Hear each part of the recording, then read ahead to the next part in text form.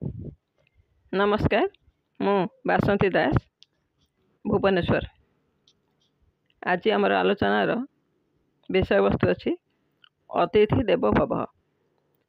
आम भारतीय संस्कृति रे अतिथि मानकु देवता मान्यता दि जाइछि। अनेक पौराणिक पुस्तक रे अतिथि मानकु किपरि आतिथेयता प्रदान करिया उचित ताहार बहुत उदाहरण मध्य अछि। अतिथि को असंतुष्ट कले किपरि पापरे भागीदार होगाकु पड़े तार मध्य अनेक उदाहरण विभिन्न पौराणिक पुस्तक रे उपलब्ध। अतिथि देवो भव आम परंपरा और संस्कृति। कई अतिथि जमिति आम द्वार पाखरु निराश होई न फेरंती सेथिपई गृहकर्ता सर्वदा सचेतन रहंती।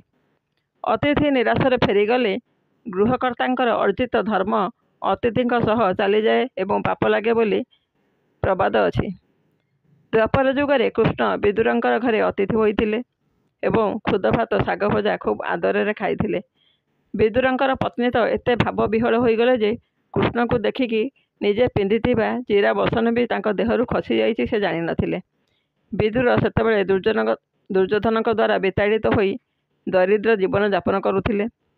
कृष्ण द्वारकार राजा हेला परे थरे सुदामा निज पत्नी परामर्श रे धन मागिबाकू द्वारका गले।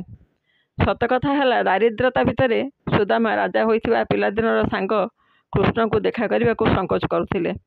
तांको पत्नी धन लालसा सह कृष्ण को देखिबार मोह तांको द्वारका टाणी नेला। मुठाए खुद भजा गामुछारे बांधी से कृष्ण को दर्शन करने को जाइथिले।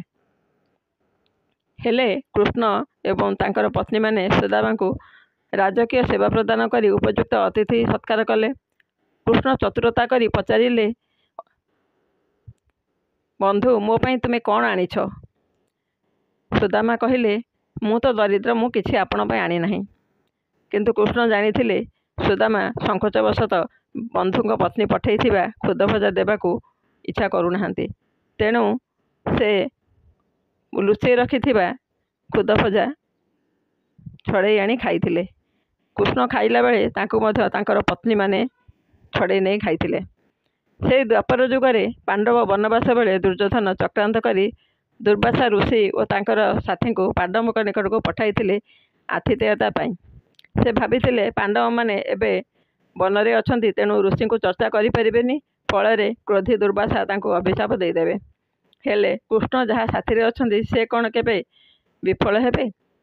ऋषि मानक युधिष्ठिर विनम्रतार सह स्नान करि आसिबाकू कहिले। एपटे एते ऋषि को खाद्य देवा संभव नुहे, कारण एमाने बनचारी जहाँ फलमूल आनिथिले रांधिकी खाई सारिछंती, नदेले ऋषि अभिशाप देबे। सेतेबेले अतिथि मानक भारी भय थिला, तेणु से कृष्ण को स्मरण करने को द्रौपदी को कहले। कृष्ण तत्क्षणात आसिले एवं द्रौपदी रांधिथिबा हांडी सब देखिले। गोटे हांडी रे गोटे अन्न लागी रहिथिला। कृष्ण निजे ताहा खाईदेले। कृष्ण जेहेतु ब्रह्मांड कर्ता, जेतबेले तांको उदर पूर्ण हो गला सेतबेले नदी रे स्नान करथिबा ऋषि मानकर उदर मन पूर्ण हो गला।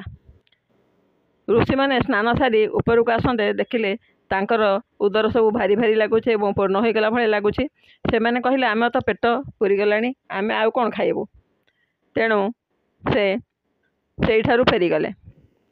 रामायण रे मध्य राम लक्ष्मण 14 वर्ष वनवास बेले अनेक वनवासींकर अतिथि होइछंती। बेले बेले अतिथि को देवतार आसन दि जाउथिला एवं अतिथि सेवा प्रदान कले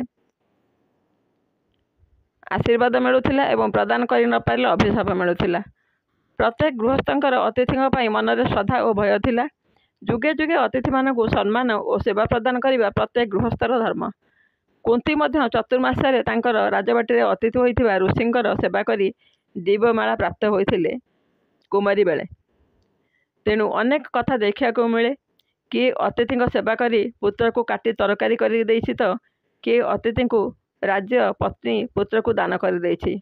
उदाहरण अनेक, किंतु ए कली जुगरे एसबू को कहीं बेसी प्राधान्य देउनाहांती। 40-50 वर्ष तलर कथा मोर मने अछि। गाँ मानकरे केते कुणिया मैत्र घर को आसुथिले। जनक घर पड़िशा घर बुलुथिले। समस्ते समस्तक कुणिया को निजर भावी चा जलखिया सरबत पान जहाँ भी थाए देकी संतुष्ट करुथिले। जोगी कि भिकारी कहीं दुआरु केबे खाली हाथ फेरती ना। घरे माँ माने रोषेई कला बेले मुठाए चाउल भात चाउल काढ़ी रखी दियंती। ଚକୁଳିଆ ପଣ୍ଡା, ଜାନୁଘଣ୍ଟିଆ, ବ୍ରାହ୍ମଣ, ବୈଷ୍ଣବ କେତେ ପ୍ରକାର ଲୋକ ମାଗିବାକୁ ଆସନ୍ତି। ଏମାନେ ବି ଅତିଥି, ଯଦିଓ ତାଙ୍କୁ ଘରେ ପ୍ରବେଶ କରାଯାଏ ନାହିଁ, ହେଲେ ଆବଶ୍ୟକ ହେଲେ ଖାଦ୍ୟ ପାଣି ସବୁ ବାହାର ପିଣ୍ଡାରେ ଦେଇ ତାଙ୍କୁ ଚର୍ଚ୍ଚା କରାଯାଇପାରେ। ସେମାନେ ଯେଉଁ କଲ୍ୟାଣ କରନ୍ତି ସେଥିରେ ମନକୁ ଅଶେଷ ଶାନ୍ତି ମିଳେ। ଅତିଥି କେହି ଘରକୁ ଆସିଲେ ପ୍ରଥମେ ତାଙ୍କୁ ପାଦ ଧୋଇବାକୁ ଢାଳରେ ପାଣି ଦିଆଯାଏ, ଗାମୁଛା ଦିଆଯାଏ ପୋଛିବାକୁ।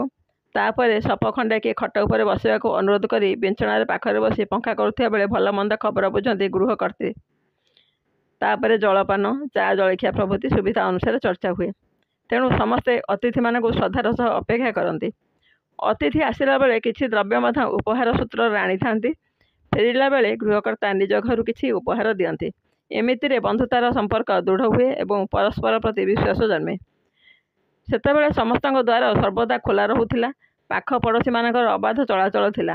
ବର୍ତ୍ତମାନ କାହା ଘରକୁ ଯିବାକୁ ହେଲେ ପୂର୍ବରୁ ଜଣେଇକି ଯିବାକୁ ପଡ଼ୁଛି।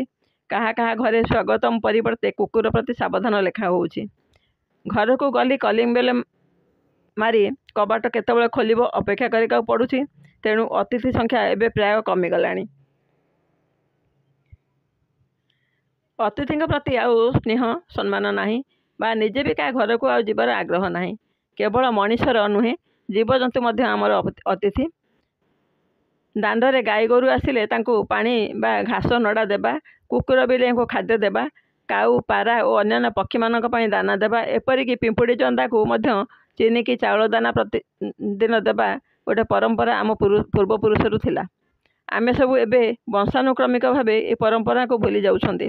ଏବେ ଯଦି ଆମେ ସେସବୁ ଆମର ଉତ୍ତର ପିଢ଼ିକୁ ନ ଶିଖେଇବା, ତେବେ ଆଉ କିଛି ବର୍ଷ ପରେ ଅତିଥି ଦେବୋ ଭବ ଶବ୍ଦଟି କେବଳ ବହି ପୃଷ୍ଠାରେ ରହିଯିବ। ବର୍ତ୍ତମାନ ଅତିଥି ନାହାନ୍ତି, ସବୁ କେବଳ ସ୍ୱାର୍ଥରେ ବନ୍ଧା ବନ୍ଧୁ।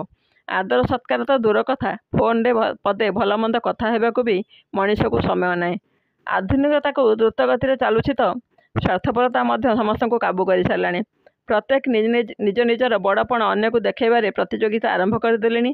ତେଣୁ ଅତିଥିଙ୍କୁ ଘରକୁ ଡାକି କିଏ ସମୟ ନଷ୍ଟ କରିବ, ବରଂ ବାହାରେ କାହାକୁ କିଛି ଅନାବଶ୍ୟକ ଜିନିଷ ଦାନ କରି ମୋବାଇଲରେ ଫଟୋ ଉଠାଇ ଦାନୀପଣ ଦେଖାଇବା ଏକା ପ୍ରହସନରେ ପରିଣତ ହୋଇଗଲାଣି।